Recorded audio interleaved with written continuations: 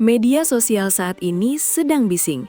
Netizen mulai sibuk menghitung kalkulasi poin, dan Tribun Gor Tridharma Petrokimia Gresik masih menyisakan sisa-sisa energi dari pertandingan yang baru saja usai. Padahal, jika kita melihat di atas kertas, ini hanyalah satu pertandingan penutup putaran pertama. Namun siapa sangka, satu laga ini menjadi garis tegas yang memisahkan antara tim yang sedang terbang tinggi dengan mereka yang masih merangkak di dasar jurang. Saat ini, semua mata tertuju pada satu nama yang konsistensinya mulai terasa tidak masuk akal, Megawati Hangestri.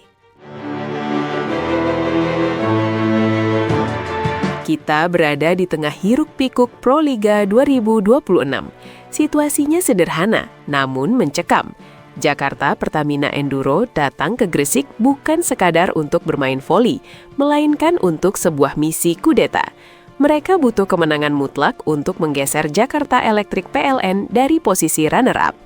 Di sisi lain, ada Medan Falcons, sebuah tim yang secara ironis belum mencicipi satu pun kemenangan sepanjang musim. Tekanannya nyata. Bagi Enduro, kalah berarti stagnan. Bagi Falcons, kalah lagi berarti kiamat kecil di putaran pertama. Pertaruhannya bukan cuma poin, tapi mentalitas sebelum memasuki jeda paruh musim. Jumat malam, 31 Januari 2026, menjadi saksi bagaimana sebuah rencana besar dieksekusi.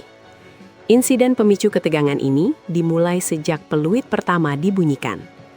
Pertamina Enduro tidak memberikan waktu bagi lawan untuk sekedar bernafas.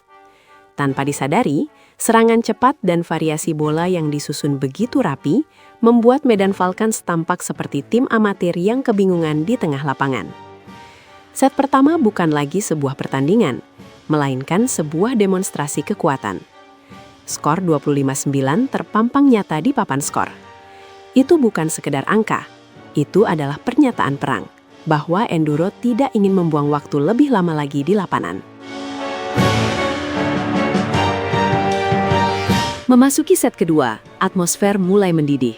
Inilah eskalasi pertama yang memaksa penonton menahan napas. Medan Falcons, di bawah arahan Marco Sugiyama, mencoba bangkit dari penghinaan set pertama. Mereka mulai memperketat blok dan mempercepat tempo. Secara teori, ini adalah langkah berani untuk mengejar ketertinggalan. Namun, realitanya, tekanan justru bertambah bagi para pemain muda Falcons. Setiap kali mereka mencoba membangun momentum, tembok pertahanan Enduro selalu punya jawaban. Karena Falcons terlalu bernafsu mengejar, maka mereka mulai melakukan kesalahan-kesalahan elementer yang justru menguntungkan lawan. Akibatnya, set kedua ditutup dengan 25-18. Perlawanan ada, tapi kelas tetap berbicara. Eskalasi kedua terjadi di set ketiga. Waktu seolah menipis bagi Falcons untuk menghindari kekalahan ke-6 beruntun mereka. Di ujung tanduk, mereka mencoba segalanya. Namun, disinilah mental juara Pertamina Enduro diuji. Dilema mulai muncul bagi Falcons. Apakah harus fokus mematikan Megawati atau menjaga pergerakan Iana Sherban dan Wilma Salas? Ternyata menutup satu lubang justru membuka luka di bagian lain. Megawati tetap menjadi tumpuan utama yang tak terbendung. Setiap smash yang ia lepaskan seolah membawa beban ekspektasi seluruh tim. Skor merangkak ke 25-20. Pertandingan berakhir 3 set langsung. Namun ketegangan di balik angka-angka itu jauh lebih dalam dari yang terlihat. Mari kita bicara tentang momen penentu. Di tengah kebisingan penonton, ada satu titik di mana segalanya terasa sunyi bagi Megawati Hangestri. Satu keputusan untuk melakukan serangan dari posisi belakang, satu respon refleks yang mematikan. Tidak ada ruang untuk kesalahan. Megawati menunjukkan bahwa menjadi pembeda bukan soal berapa banyak poin yang dicetak, tapi kapan poin itu dihasilkan. Saat Falcons mencoba mendekat, Megawati hadir untuk memutus harapan itu. Dukungan dari Sherban dan Salas bukan sekedar pelengkap, melainkan mesin yang memastikan dominasi Enduro tetap terjaga hingga detik terakhir. Satu keputusan, satu kemenangan mutlak. Dampak dari hasil ini sangat masif. Kemenangan 3-0 ini memastikan Pertamina Enduro mengoleksi 12 poin, hasil dari 4 kemenangan dan 2 kekalahan. Secara otomatis, mereka menggeser Jakarta Electric PLN yang kini harus puas di posisi ketiga dengan 11 poin. Ironisnya, bagi Medan Falcons, ini adalah luka yang semakin menganga.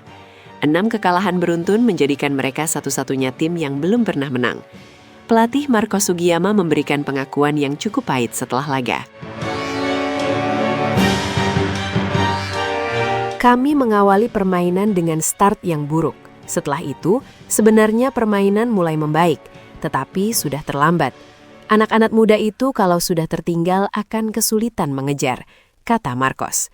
Sebuah pernyataan jujur yang menggambarkan betapa rapuhnya mentalitas saat berada di bawah tekanan besar. Namun, pelatih asal Jepang itu tidak ingin bersembunyi di balik alasan pemain muda.